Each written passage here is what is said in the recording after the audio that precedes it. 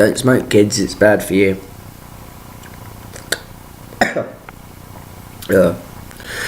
Anyway,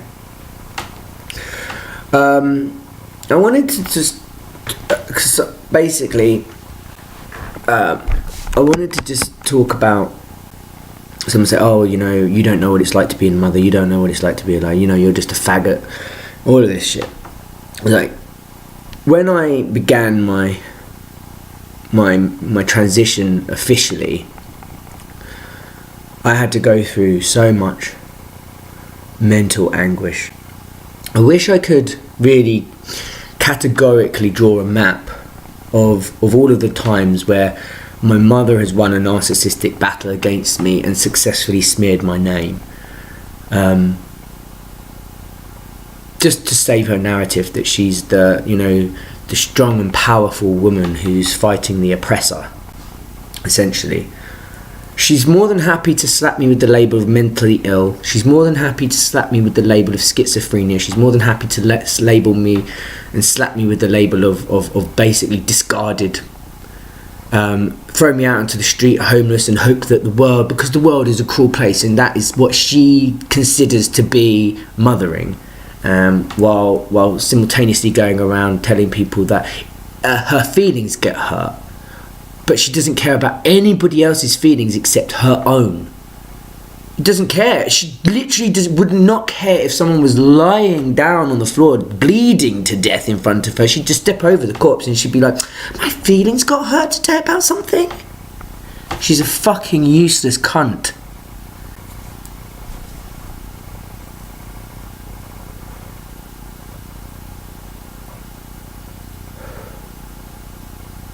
So I've had to fight mental health labels. Not schizophrenia, it's not schizophrenia. It is schizophrenia because I'm a medical professional and I say so. Well, take your label, fuck it off, throw it in the bin, kill yourself while you're at it, because you are not God. Even if God did come down, I'd say, well, you made me like this, mate. You're going to chastise me now for it? Fucking get a grip. And, oh, you're being a blasphemer, I'm going to smite you now. Like, mate, fucking kill yourself. Now seriously, right? Who the fuck do you think you are? You think you're God, but you're acting like a piece of shit. You know? From my perspective, God was just a word that meant love. You know? Like, that was just another word that I would use for love. Like, God is love. Love is everything. I can't just go around calling everybody God. It gets a bit weird. It's like Hodor, innit? You know, go around just saying Hodor to everybody. But love, you can go around telling everybody that you love them. And I did do so when I was a kid, because that's how I was raised. To just try and give everyone a hug and tell them that I love them, and that, you know, like, fucking shit happens, innit? You know, people get ill, whatever. And it's like how you rehabilitate. Oh, but I wasn't rehabilitating in the way that they wanted me to rehabilitate. I was doing it on my own, fucking damn it. I wasn't crawling around like a hapless fetal going, help me, oh, I want to help me. Yeah, I was actually just fucking meditating my way into fucking power again. As a sovereign being. Well, you can't do that. I fucking well can.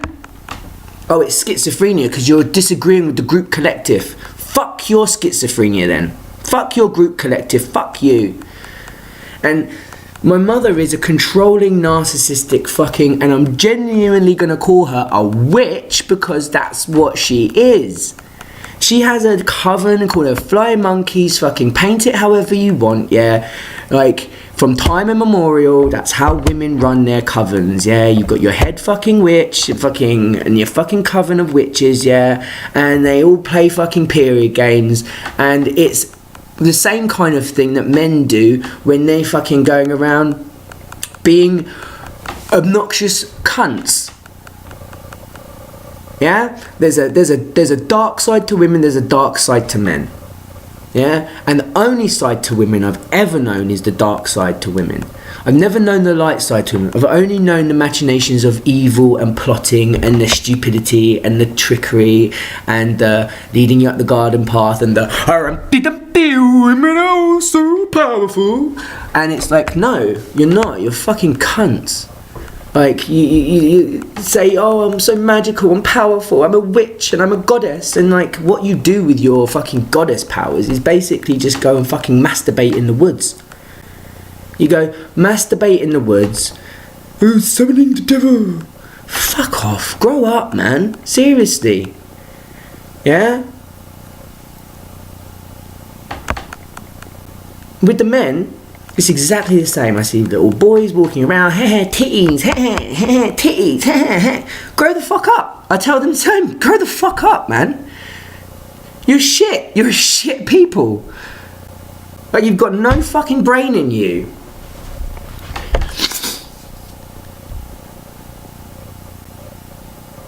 There's like supposed narcissistic injury. You're just imagining it. It's all in your head.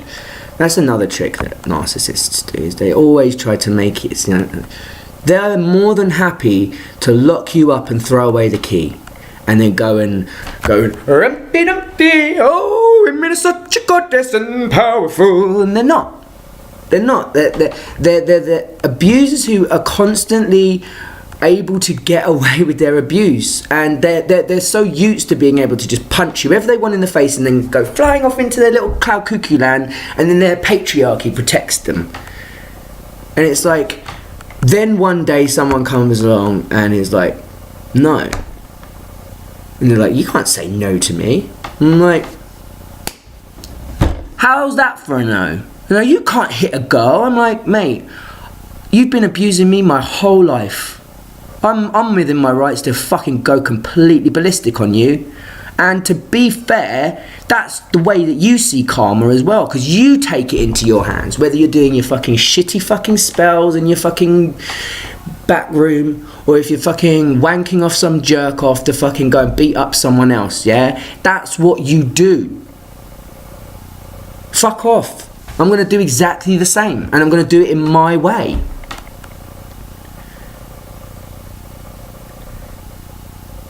You're just another violent abuser. It's such a fucking difficult line to cross. Because the thing is, right, mental abuse pushes you to the point where if you've lost the battle of chess, you've been checkmated, you've been put into your mental prison, you've been put into your place, you've been told, this is where you live now, whether you like it or not. And that forces people to move into action.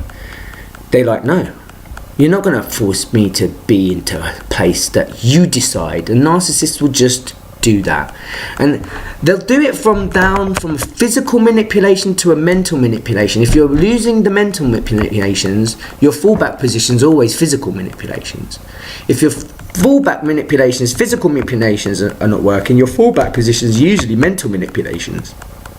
It's why women are so attuned to being mentally manipulative, because usually in a rape scenario, they are the ones who are being raped, not the other way around.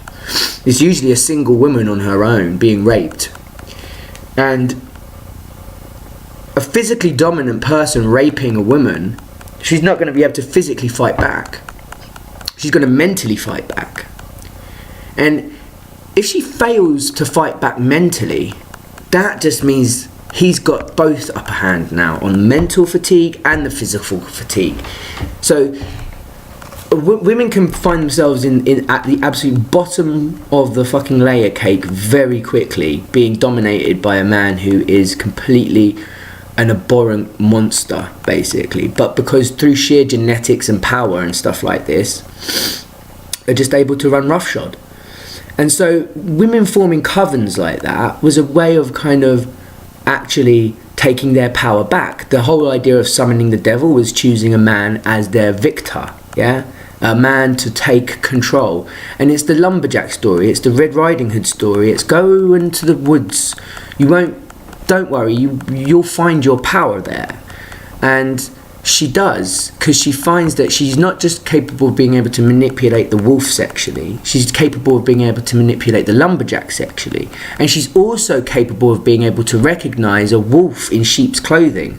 So she finds all of her power, right? And then in various different stories, because that's been rewritten hundreds and hundreds of times, and I think the original is that the lumberjack kills the wolf after the wolf eats the grandma. But in other versions, it's the wolf that kills the lumberjack. It's the grandma that kills the wolf. There's so many different variations of it. The point is that at some point Red Riding Hood realises that she's in the forest bleeding. There's a wolf at her door, and the only guy who's going to save her is a guy with an axe. And in that situation, if you're fear for your life, you're going to take the guy with the axe, right? Because you've just met a big bad wolf. You're going to take the guy with the axe to protect you from the big bad wolf. And then you walk out of the forest and you go, hold on a minute, maybe the wolf wasn't so bad. Maybe the axeman's the guy who's bad. And all of a sudden, as a woman, you start to realise that these are the options and the decisions that are made for you, like the choices that are made for you, whether you like it or not. Like, do I get raped by a wolf, or do I get raped by a lumberjack? Or do I go off into the forest and cast my own circle of women who have also been raped and create our own Superman to go and kill the wolf and the lumberjack, right? So women are powerful, and they abuse their power. So that poor feckless guy who's been raised in the woods, yeah, to be the devil. And believe me, when women want to give someone their power, they will. They'll give them their power sexually, chemically, romantically, spiritually, intellectually, So if they're raising the devil to come and kill another devil, then, poor everybody in this situation. Because basically the women have now they've gone power overload, yeah, and they're now creating demons that they can't control. Those demons then turn on them. And then what do? They create another demon. And this is I'm going to use the stories of the Eldari in the Warhammer 40k uniform. This is exactly what the Eldari do. The Eldari basically constantly, in the face of absolute loss, their folly, basically being a weaker species compared to the Necron, their fallback position is, we need to create a god to save us. Their god turns on them. We need to create a god to save us. Their god turns on them. We need to create a god to save us. Their god turns on them. But why does their god keep turning on them? Because women are essentially 100% fucking toxic. And all they do is just create these toxic effigies of these ideal perfections of what they consider to be men, whilst completely stripping that man of everything that makes him a man, and making him into a monster, so that they can fight their other perceived monsters in the wolves and the lumberjacks that they meet in their life. And that's where women control their power base from. So when a narcissistic woman turns on you, yeah, you're fucked. Because she's either going to send the devil on you, yeah, and it's going to be a well-trained little monkey, usually dressed in a uniform, who's been fed up to the fucking eyeballs on everything you haven't, yeah, and one mission is to kill you. Well, then you're fucked. If you're a wolf in the woods, just being a wolf, just being a normal wolf, minding your own business and just hunting and foraging and doing what wolves do, maybe hunting in packs, who knows? Or maybe you're a lumberjack and you're just building your fucking log cabin, and all of a sudden, out of nowhere, the devil comes walking through and you've got an axe in hand, he's got a machine gun. You're a wolf, but he's got a fucking horse and a pack of hounds to come and track you down. Yeah?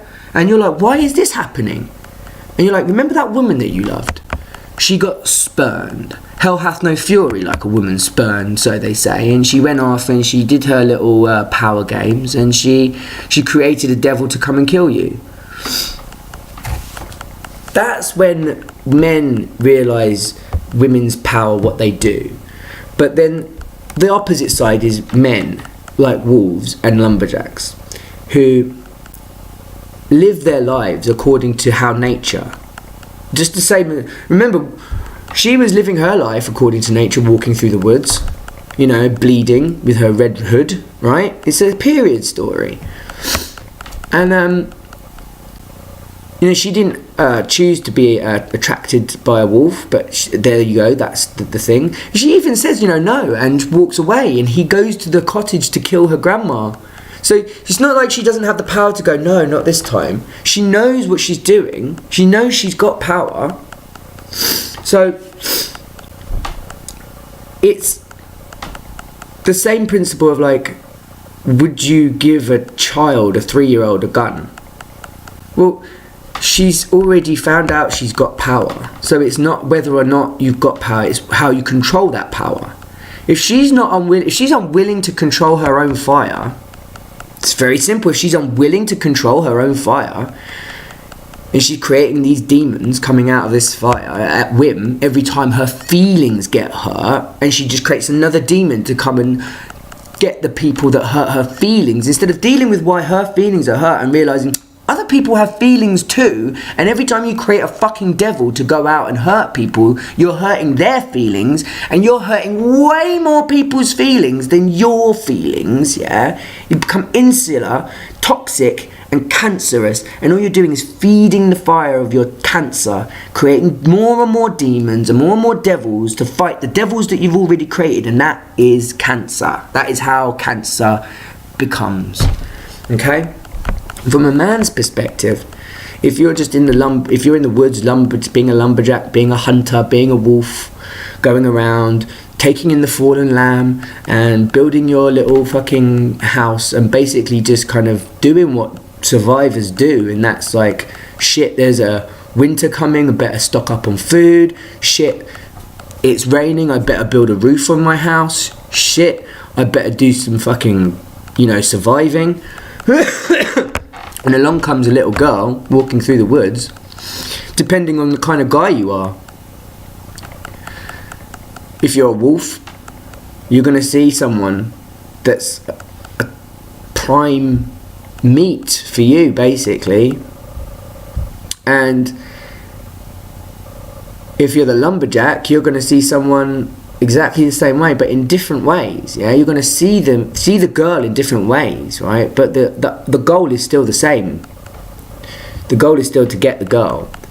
What it is in this situation is trying to get the girl to learn that in that situation the wolf isn't doing anything that the wolf isn't born to do, and the lumberjack isn't doing anything that the lumberjack isn't born to do, right? But that your power, your ability to control your power, is so important to the kinds of men that you create around you.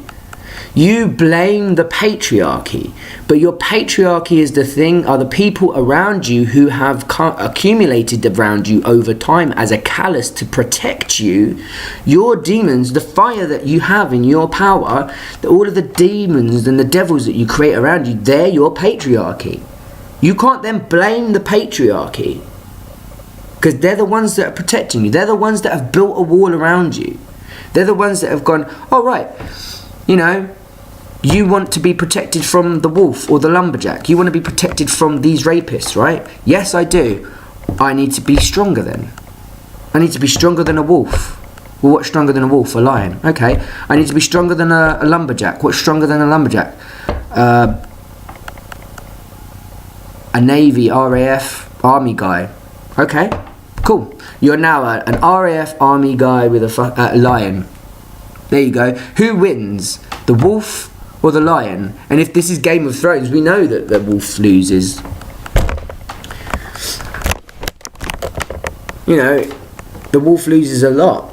The revenge of Arya and Sansa and all of this is the continuing story, right? And I think because it's a TV show now, we're going to get our wankery Sansa becoming a hero and putting on a cape and flying around the sky or something like that, shit like that. It's not going to be the way that the books were written. Not that the books were very good, but it's not going to be set in. I doubt it. I doubt they'll keep the tragedy of Arya not being able to get her revenge, of Sansa not being able to get her revenge, of Cersei actually winning the Game of Thrones or something like that. The person that you don't want to win wins. Yeah, that's the kind of shit. Well, you've created your patriarchy around you. You've created your little kingdom. You created your crown. You're now the sovereign of your crown, right? You're the own sovereign of your own crown, and around you, you have your own patriarchy that you've created to protect you from all of these supposed evils. And then your patriarchy are the ones that are abusing you, yeah? And you find yourself trapped. That's when your power can backfire on you. And also, it's you find yourself trapped. Even if they're not abusing you, find yourself trapped. You find yourself fighting against the patriarchy when the patriarchy are the ones allowing you, the ones letting you be walking around naked in the street. You know, why? Because you're the ones that have put uniforms on them. You're the ones that have put power into them. Yeah? Your squad, your fam, yeah? Your power, yeah? Your sovereignty, right? You put power into them, and then they either turn against you or they continue to. The thing is, right? You become an abuser. As a woman, all of a sudden you realise, actually, you are the abuser.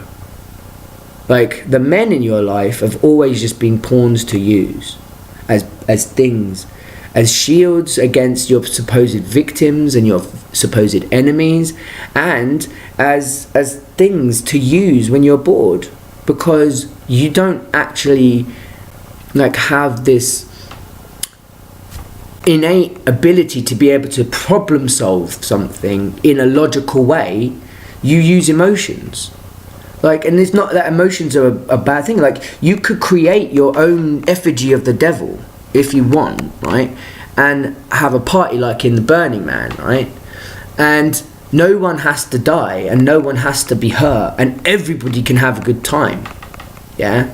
But that's never the case, because a narcissist will always need a victim to abuse.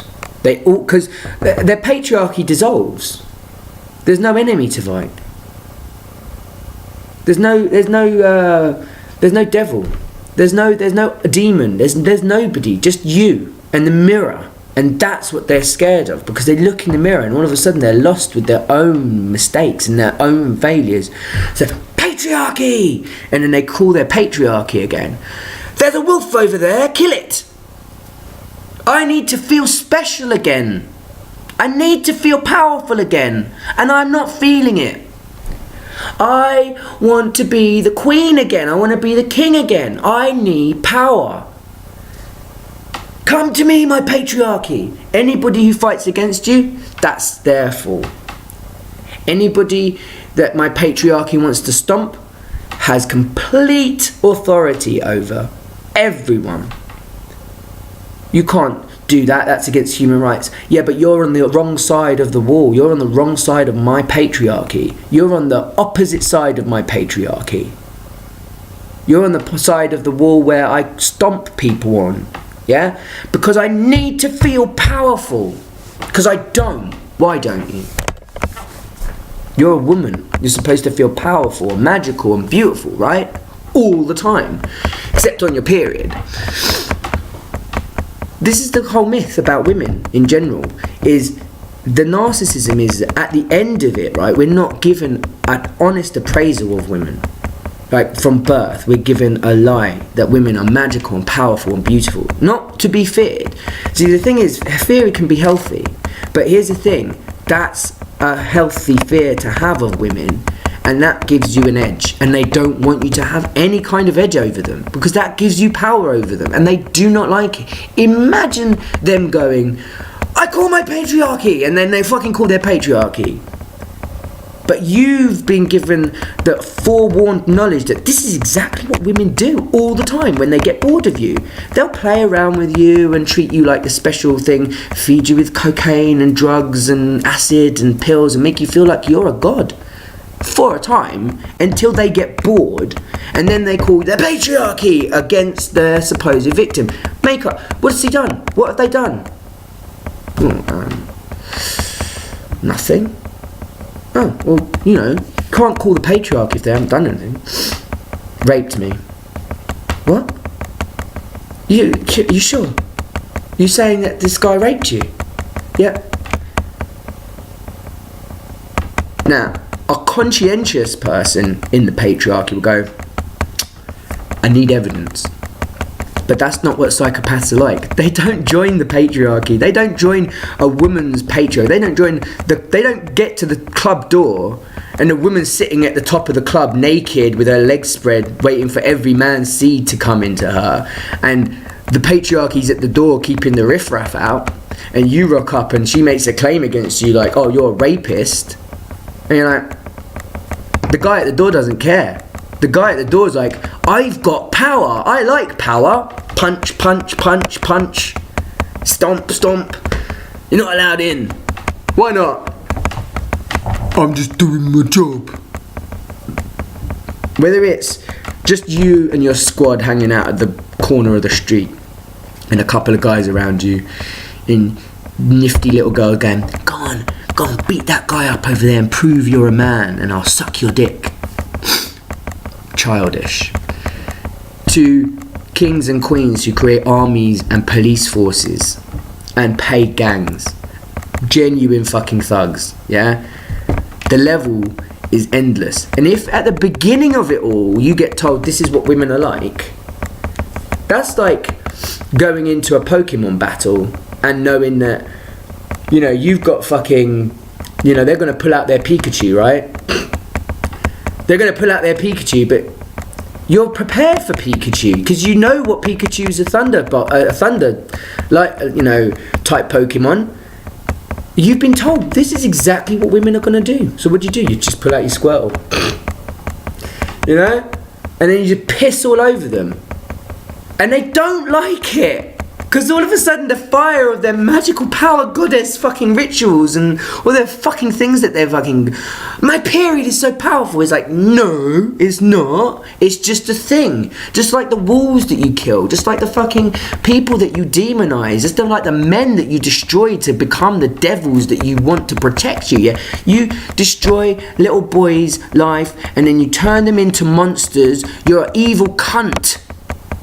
It's just the same with the men who take little girls and turn them into fucking sex workers and traffic them. They're cunts too.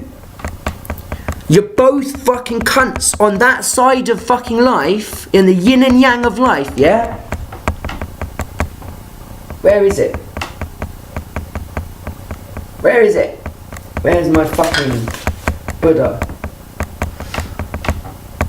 Fuck it, I can't find him. Just... You're shit. You're shit people.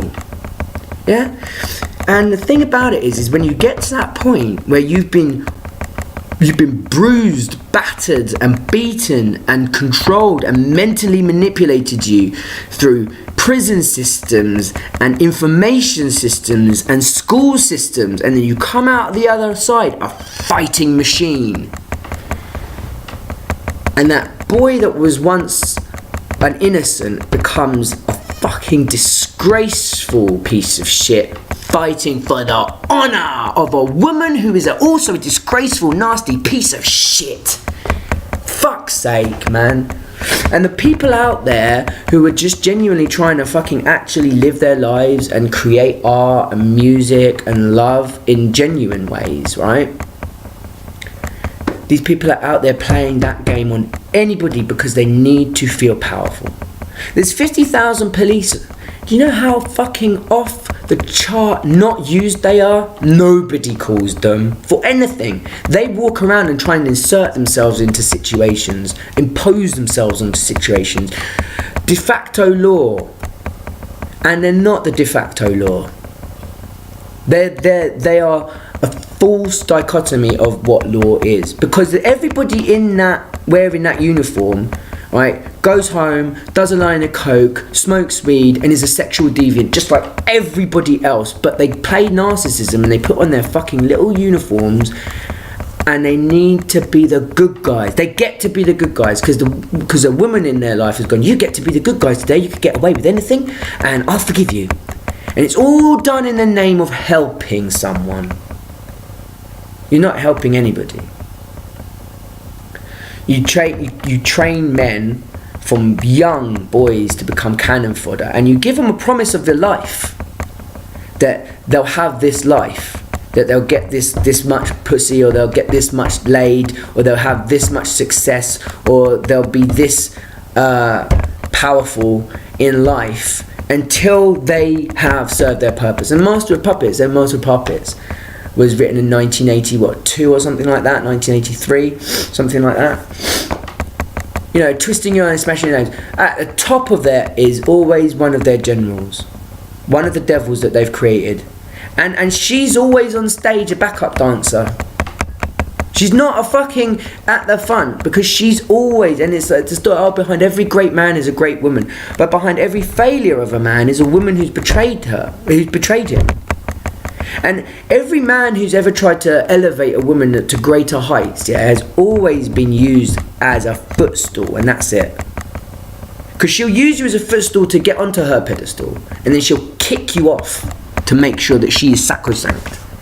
And in Death Note, that is the end of the film, the new modern film. There's been a few films of Death Note, the movie film, the anime film, and this new remake that was recently done in 2017, I think, or 2016. And in it, he writes down, none of this will happen unless she betrays me. And as soon as she betrays him, it just cascades the Death Note into effect.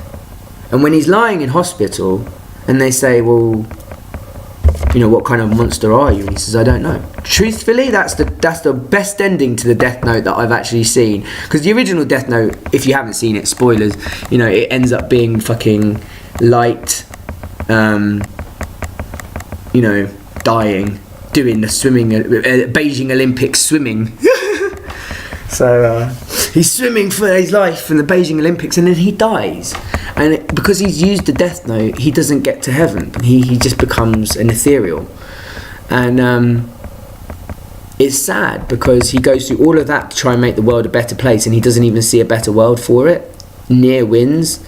And the ending of this film is, okay, it just ends up to the point where Misa tries to steal the Death Note. In the anime, she doesn't try to steal the Death Note. In the Death Note film, she tries to steal the Death Note from him.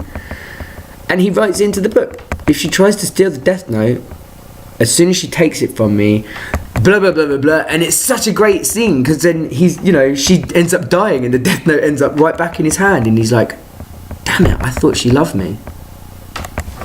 That is what a narcissist hates. Because the thing is, you're allowed to cover your fucking asses. Do that. Write that fucking line in your death book, yeah? Write that fucking note in your diary, yeah?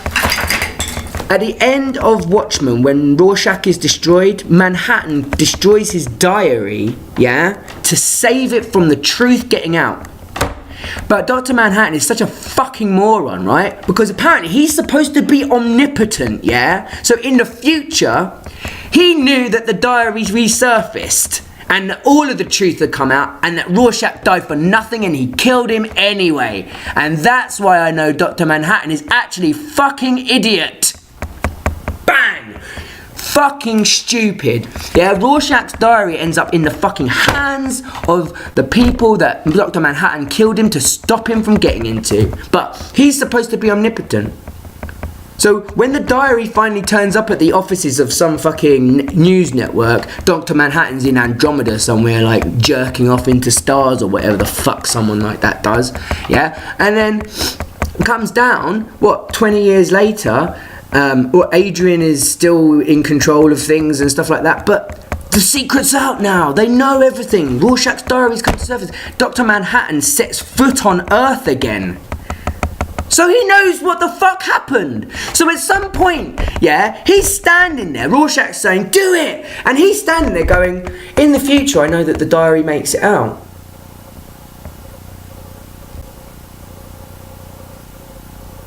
But Rorschach still wants me to kill him. Like, and the reason I'm giving to kill him is to stop the truth from getting out. Even though I know that that doesn't happen. Even though I know that that doesn't happen. That's why he's an idiot. Because he doesn't know what he's doing. He'd like to think he does, but he doesn't. That's the problem. That is the problem. Because he's going around being a machination of what he's supposed to be, a god. Coming into the DC universe, playing button games with Batman and shit like this, yeah? And the thing is, he's a fucking idiot. Because he thinks he's in control of everything in his life, or that he's foreseen everything, and he still made that mistake. Because he killed Rorschach in a moment of not knowing what else to do. But of course he knew what else to do, because he'd already been to the future. He's Dr. Manhattan. So he killed Rorschach for no reason. It's fucking true. And that's what narcissists do. If they find out that you know about them, yeah, if you write in your death note on March the 11th, 2018, I predict, like Nostradamus, she is going to betray me again. And she's going to betray me in exactly this way. And she's going to do it in exactly the same way. And then the prediction comes true. That's narcissists being patterned. And they don't like being patterned. Because all of a sudden, they know that they've been found out. And then they start to scrabble. That's when the smear campaigns come. Because they realise they've been found out. So they're covering their asses. They're just slinging mud now, trying to make it stick. Hopefully, maybe if we fucking do this, it will stick. It will stick. He's found us out. He's found us out. We've been found out to be frauds. Their only attempt is to try and silence the truth. They try and silence the truth, but the truth always gets out. The truth always gets out. And Dr. Manhattan knew that, and narcissists know that. See, because the thing is, if Dr. Manhattan didn't know that, he's not omniscient in his own life, which are his powers. His powers are that he can know all of the things that have happened to him throughout entire history, but only him, and only where he's been, and only what he perceives, yeah? But he can be in multiple places all over the universe at the same time, simultaneously, and experience all of reality at once, which essentially makes him a god, and yet he was still too blind to see that. That's how blind God is. Okay? So, once you realise that that is how blind God actually is, that's when, danger, someone's found out my weakness. But let me straight. When narcissists realise that they've been found out, okay, like, you're in danger now. Like, you're their target. They're going to destroy you. They're going to come after you. Like, essentially, you've made an enemy of God, and you're gonna pay the consequences of that, right? And honestly, that's his folly as well, or her folly, because these people do consider themselves to be gods. They're narcissists. They consider themselves to be absolutely better than everyone about anything. Like, you can be good at something, right? But that doesn't mean that makes you God. Like, it might mean that in a playful way, you know, I've always described my girlfriends and boyfriends as gods and goddesses when I've been making love to them. And I think that that's a way of honouring the person that you're with when you're making love to someone, to just go, oh, you're a goddess, oh, you're a god. But that stays in the bedroom, and you don't take that out of the house. You don't then go outside and put your uniform and I am God out here as well. No, you're not. No, you're not. You're a fucking moron.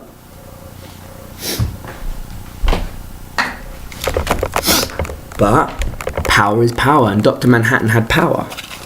It didn't matter how he got power, he had the power. Negan has power. You know, Negan is a classic example of narcissism.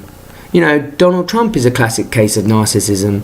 But, you know, everybody can be a classic case of narcissism. As soon as you look in the mirror and as soon as you look at yourself, right, you start to see all of the things that you love about yourself again. Like, oh, I love my face. Oh, I love my character. I love myself. And it starts to feed. And especially if you found it difficult to love yourself over the years, that can be a really new and refreshing experience for someone, and it can really it's why the Narcissus story is a warning tale to people who have awoken up to themselves, to not get lost in their own reflection and to remember that there's beauty external to them as well.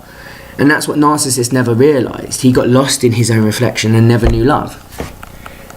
And with all of this narcissism, like with women, toxic women, how women fight battles mentally, how men fight battles physically in a kind of broad sense of humanology, like I awoke to the realization that humans are parasites, that we operate in a parasitic culture, that we operate in all of our structures as more insectoid and parasitical than any other kind of form. Like, mammalian parts of us are pretty much all just being thrown in the bin for the most part, and our reptilian and other parts have just been thrown in the bin as well, because we don't need to swim in the sea, and apparently sex has become so taboo that unless you're fucking tied up in PVC and whips and chains, you're not having sex anymore. And so our mammalian DNA is kind of going the way of the fucking dodo, and we're becoming more and more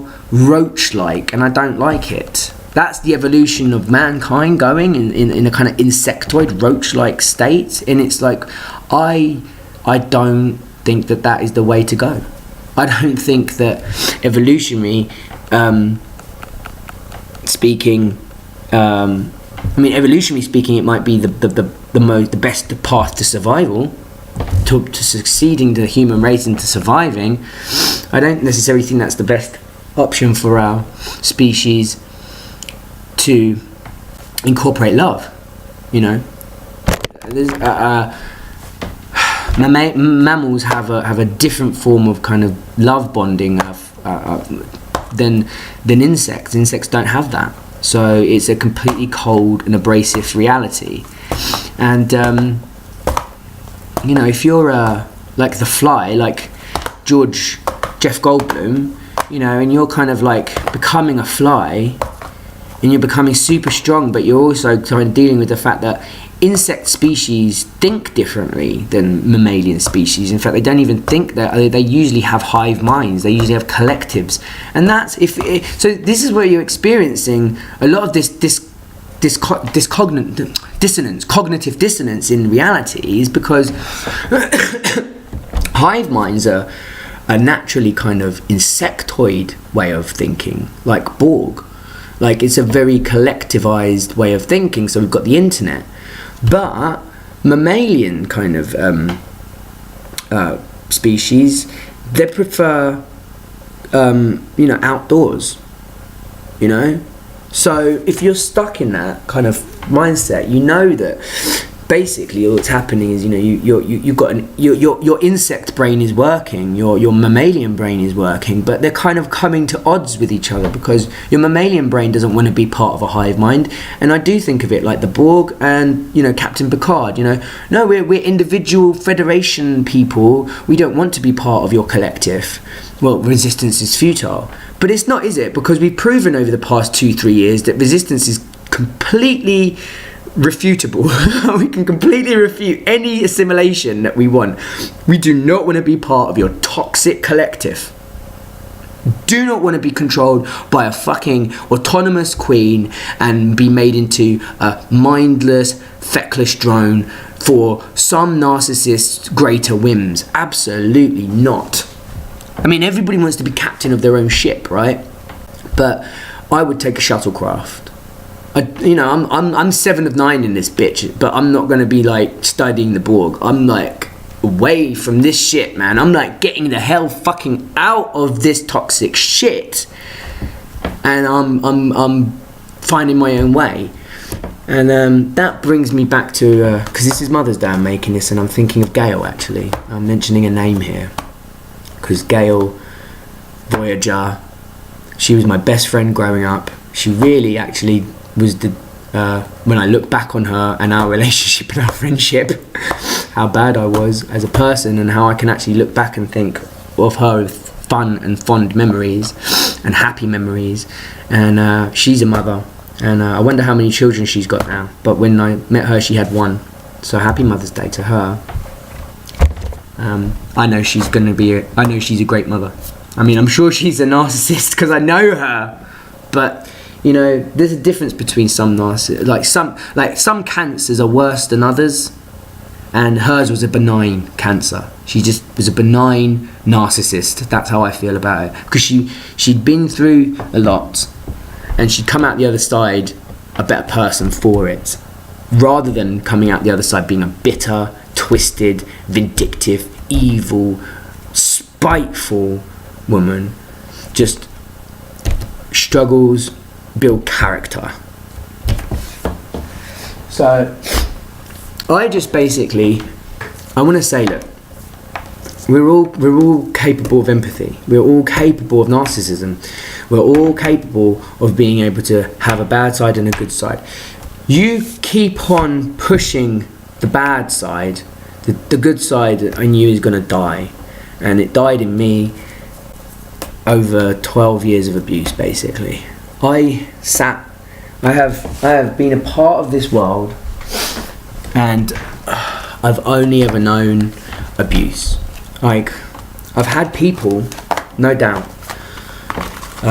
This is why I've been given the label of narcissist, is because every time I've done a few videos on this already, and I want to keep this under an hour, but you know, from when I was young, you know, it was always the case that I was left out, especially when I got taken out of my school and put into another school. You know, I got taken from where I lived into another life, and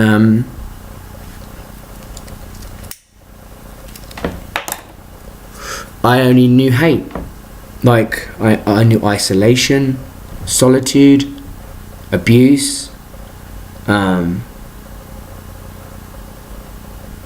and when I came out and I wanted to make friends, I couldn't make friends, and I found myself becoming more and more inappropriate, like, in general, because I just didn't know how to interact with people, and then trying to polish off the edges, and I was like, I'm almost gonna get it, I'm almost, like, you know, like when you're kind of like trying to shoot a hoop, yeah, and you're practicing all day. I used to play basketball when I was a 13, 14-year-old wannabe, and before I realised I can't jump, man. And fucking, you know, fucking, you just you do the layup, you know, like I was trying to be Michael Jordan back then. I was like, yeah, fail and fail and fail, and that first time I got a 3-pointer, genuine 3-pointer, I was like, boo, I got fucking 3-pointer, yes, mate. I was so fucking ecstatic. I was like, I did it, I fucking did it, yes. I was like, oh my gosh, I'm never going to be Michael Jordan, I give up, but I fucking did it, yeah. And it's that moment of like, when you're going through these kind of social sort of functions, and it's like, you know, the rough edges will kind of, and then more head trauma, more abuse, and it's like, you realise that the narcissist is kind of waiting in the background, waiting, and they can see you getting better in the background, and then all of a sudden you stand up tall again, you stand up straight again, you're like, oh fuck me, that was a fucking mission, like fuck, and then all of a sudden they'll be there hidden in the background, bang, and they'll hit you over the head again, because they're jealous they can't get up off the ground themselves. They can't pick themselves up off of the ground. So, you know, that's why narcissists are jealous of empaths, because this is the true calling of an empath, is we're capable of being able to rebuild from within. We're capable of being able to rebuild our emotional state, our physical state, and our mental state from within. Like, we do know where to seek our tools and our help as well, but our work is internalized, meditative, and healing, and a narcissist is incapable of that. That's why they hate us, because they want to destroy that. They want to destroy it, because if they can't have it, no one can, and that is the true call of that, an actual narcissist. And women get kind of forced into this, like I talked about earlier, this false dichotomy of power, of playing with fire and getting burned, and the reason is because they was never given any real lessons on how to control their power, and it became unruly, right? So they had to be brought into line. They had to be brought into check. Like, you can't do that. You cannot just go around doing whatever the fuck you want. Like, yeah, you may be powerful goddess woman, right? But you cannot just fucking do whatever the fuck you want. There are consequences to it, right? And if you play with fire and you get burned, right? Those are the roads to intentions of hell, yeah? Those are the paths to hell that you create for yourself. And then when you're burned and you're broken and you want a helping hand, and you realise actually it's the guy that you've been bullying this whole time is the guy who's fucking got the keys to your success and healing, and you're like, and I've been killing him this whole time through ignorance and stupidity and fear. Like, I'm not saying it's the nice guy routine of like, oh, I'll be her friend until she falls in love with me. I'm just saying, it's strange where you find the keys to your success, and you're bullying someone. Like you're standing on your fucking throne with your patriarchy around you, pointing your finger, going, destroy that thing over there, right? And that person might have the fucking keys to all of your success, and you don't know that.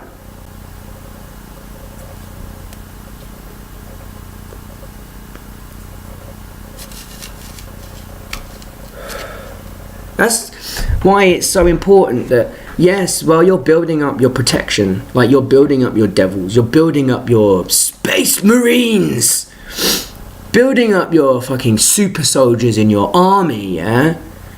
You remember, like, those people that you're killing out there, those Xenos, those fucking Eldari, those fucking Tau, they have things to offer.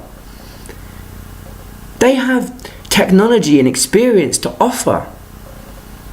Yeah, and you can't just go around killing anybody you don't like, because you might end up doing yourself really fucking, you might end up just shooting yourself in the head. And this isn't Fight Club, yeah? You don't then just kind of wake up and go, oh, well, I'm cured of my disability now and the world is crumbling around me. Fight Club forever. No, that's not what happens. Like, the fact that Elon Musk has gotten into space is an absolutely fucking biggest step in human, like, history, right? Since we first went to space, when Russia first launched Sputnik. Yeah, that's how groundbreaking it is. And since Russia launched Sputnik, there has been zero progress, yeah, since about 1980, when the last Apollo mission went to fucking space. There's been incremental increases until Elon Musk decided, right? If you decide to kill someone like Elon Musk, right, you won't have a fucking future. You won't have a fucking future. Your future will be sacrosanct. You'll be stuck on Earth forever, rotting, yeah? Forever in a corpse's shell. That's what you will be ending up like, scrabbling to get to the stars, desperate to try and get a breath of fresh air from this puddle that you've fallen into. Yeah? You may perceive him as the devil, or you may perceive him as the patriarchy, you may perceive him as anything you want, right?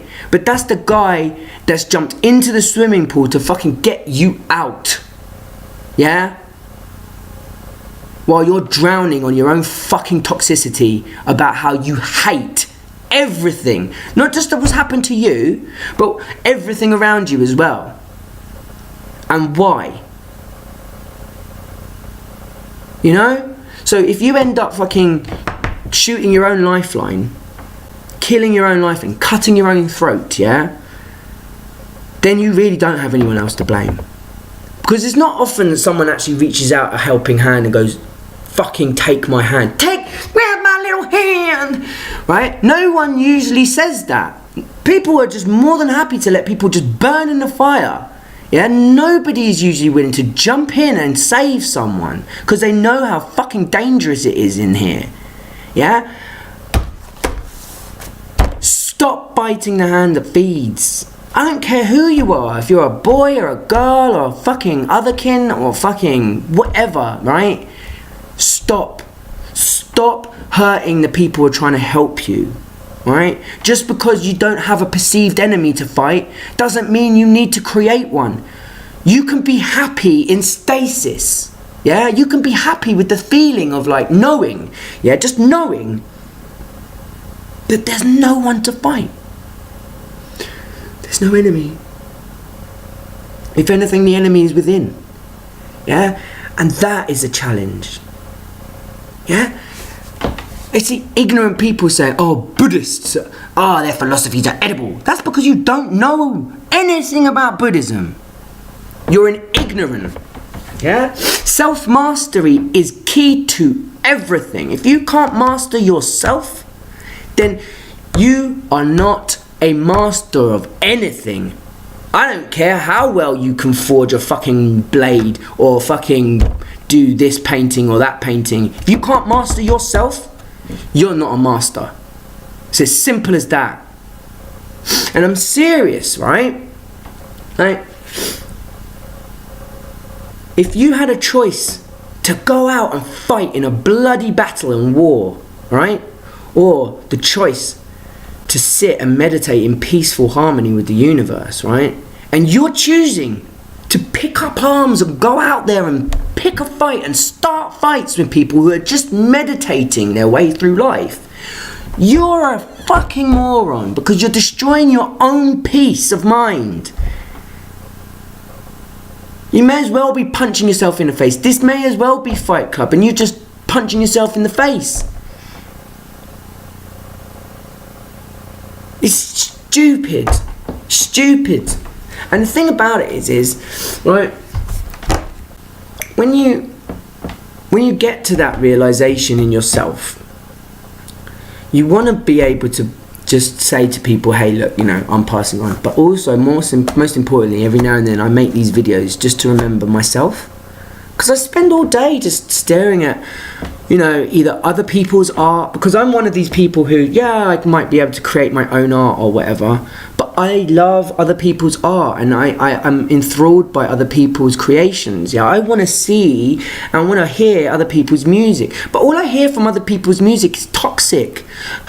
You cheated on me. I'm gonna fuck you up. I've got the power. I do loads of drugs. I fuck bitches. And like, I don't give a shit about any of this. I didn't care about when Metallica sang it. I didn't care about when Motorhead sang it. I didn't care about when any of the fucking band. I care about music that's about genuine passion. Like, I do really like bands like Iron Maiden because they take it to a plane of imagination where none of this stuff is really happening. It's all fantasy. It's not, I am the master of puppets and I'm smashing your dreams. It's deep inside the dragon's mind, flying through the air at night. You know, it's not about trying to destroy someone's life. It's about trying to fucking live magic and happiness and love, man. And then you have to fucking, I did lots of cocaine last night and then I raped a 9-year-old girl. Yeah, that's not fucking music, you shithead. Fucking kill yourself. Like, I don't know what else to say. I'm so fucking fed up, man.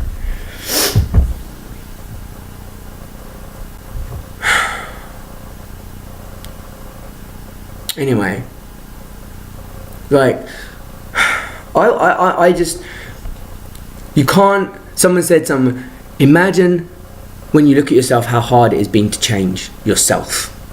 Now imagine trying to change someone else's mind if they don't want to. That's why I gave up arguing with people who've already set their minds out. I call them ignorant because essentially they create their own logical fallacies and anything inside their own echo chamber is to be called fact and reality. Yeah? So this, and again, this is colorblind people, right?